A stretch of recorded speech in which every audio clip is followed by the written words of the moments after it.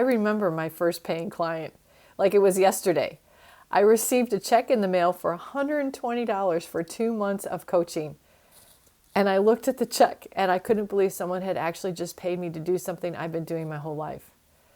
I felt like I was stealing from them. After all, I would have done the same thing without pay. So why would I suddenly get paid for something I've been doing my whole life? Money changes things, doesn't it? We're going to talk about this today.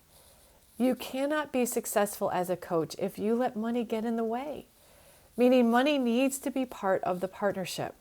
Why is that? Because money helps your clients to appreciate the value of what they're receiving, and it helps you to make sure you are truly being valued.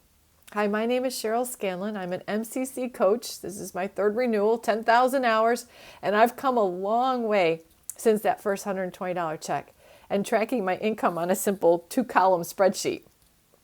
But it doesn't mean that I don't struggle with this concept every day. And even though my company makes a hefty 6-figure income, I struggle. Not in the same way I did before, but the struggle is still real for me. And I'm hoping that I can be smarter about this and continue to grow in being smarter about things. So for example, the way I price services, charge for my clients, set up and contract new business. I'm getting smarter as my confidence grows. So how do you make money as a coach? Well, the way you make money as a coach requires several things that I can think of and have gone through myself. The first is you have to believe that you should make money as a coach. Do you believe that? Do you believe that you should be paid for something that you love to do? Remember that first $120 check and the conflict that I was experiencing inside of myself. You also have to have a sense of the value of coaching. And I'm going to challenge you to test this. When I started getting a little bolder in my coaching practice and with my clients, I started asking them, you bring the toughest problem that you have, the thing that you have not been able to resolve to your session, and let's see what can happen through coaching. Let's see what you are capable of. Not what I'm capable of, but what they're capable of experiencing and working through the coaching.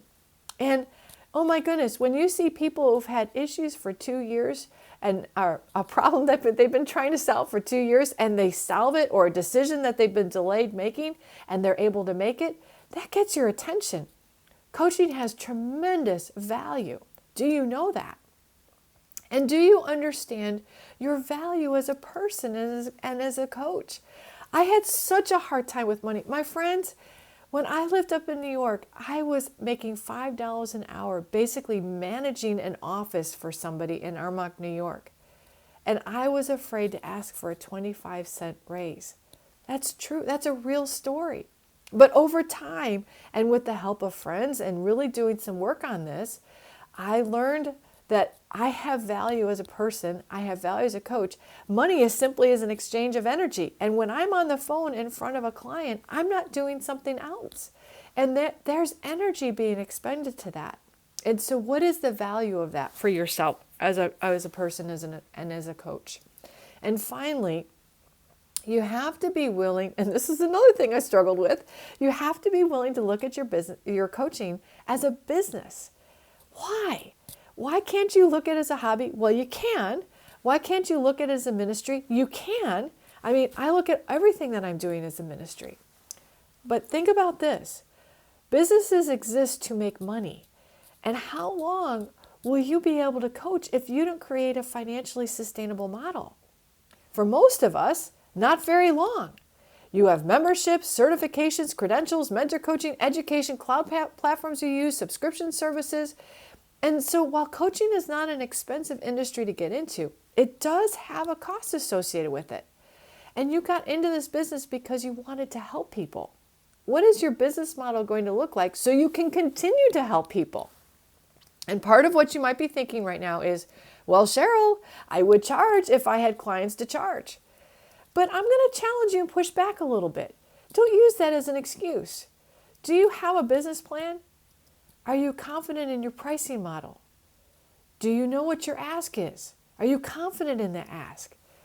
Do your prospects experience value from the very first conversation they have with you, even before they're even thinking about being a coaching client?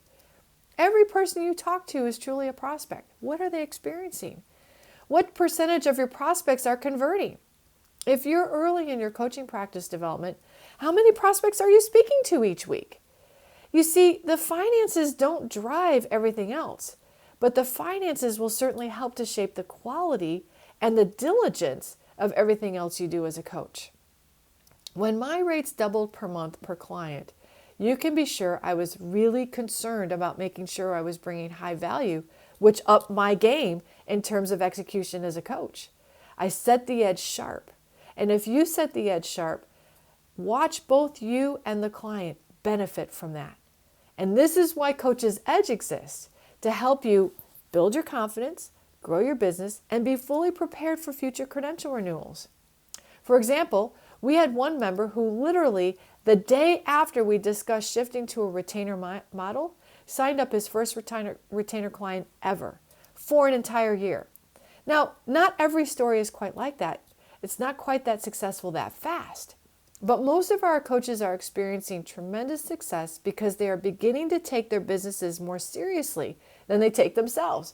They're treating them like businesses.